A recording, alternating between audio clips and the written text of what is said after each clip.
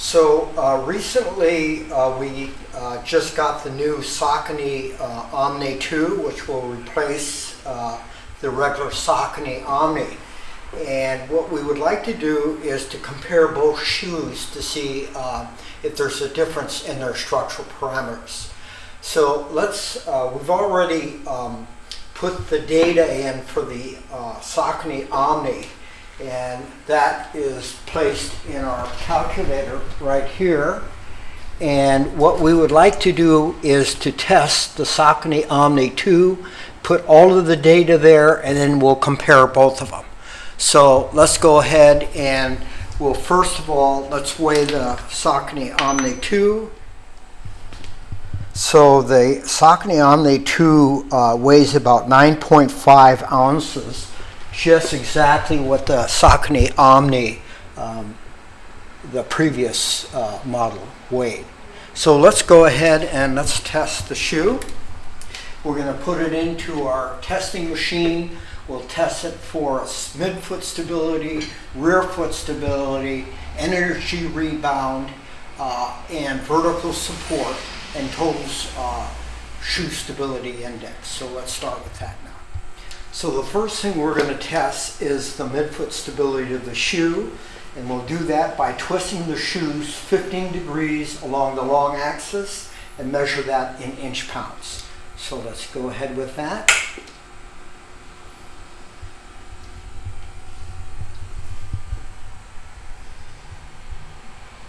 And we approximately have 36 inch pounds. So we'll stick that into our calculator.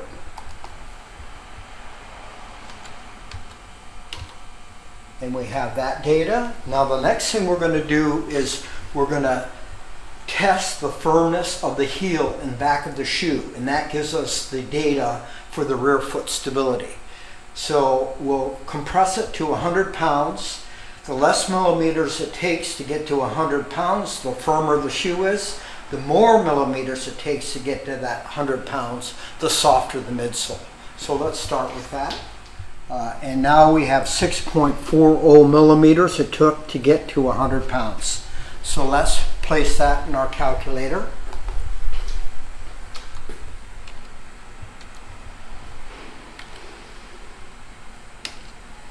So the next thing we're going to do is we're going to test our rebound or energy return of the shoe. So let's go ahead with that. The amount that it flies up in millimeters will be the measurement of the energy return. So let's go ahead with that. And let's release it.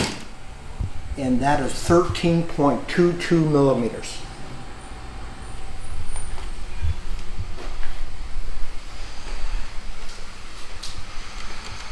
And we place that there. Okay, so now we have all our data. Let's take a look at this. So the overall stability rating of the original Omni, Saucony Omni, was 57.1. In the new one, it fell down to 48.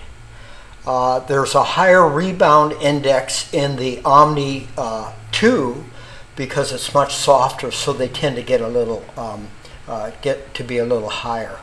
So if we take a look at the difference, the Omni 2 had 21.74% less midfoot stability. It had 5.96% less rear foot stability. Its vertical support was minus 18.37%. It had a higher rebound index, and the overall stability that it had was compared to the Omni, the Saucony Omni, was 15.89%. So if you take a look at that in our chart here, the original Omni had a shoe stability index of 57. So that would put that into the moderate stability. Okay, there's 42 shoes that we've tested. So that would put it in the moderate stability section. And those shoes are usually good for supinators, mild to moderate pronators of probably light to moderate stature. When you take a look at the new one, that dropped down to 48. So that's down here, and it's a minimal stability shoe, and that is usually good for a neutral to mild pronator, someone to light to moderate stature. So what is really important is knowing the structural parameter of the shoe that you are recommending to someone.